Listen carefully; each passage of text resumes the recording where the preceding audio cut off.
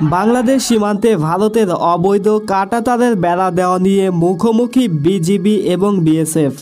এদিকে শত্রুকে মোকাবেলা করতে প্রস্তুত হচ্ছে সেনাবাহিনী। গত 5ই আগস্ট শেখ হাসিনার পতনের পর বাংলাদেশ ভারতের সম্পর্কের মধ্যে বিশাল ফারাক তৈরি হয়েছে। এজন্য দুই দেশের মধ্যে দেখা যাচ্ছে নানা ধরনের বিশৃঙ্খলা ঘটতে।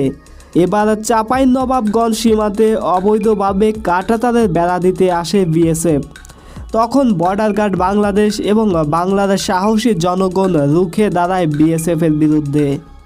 গত সোম ও মঙ্গলবার পরপর দুইবার পতাকা বৈঠক হওয়ার পরও মেলেনি সমাধান।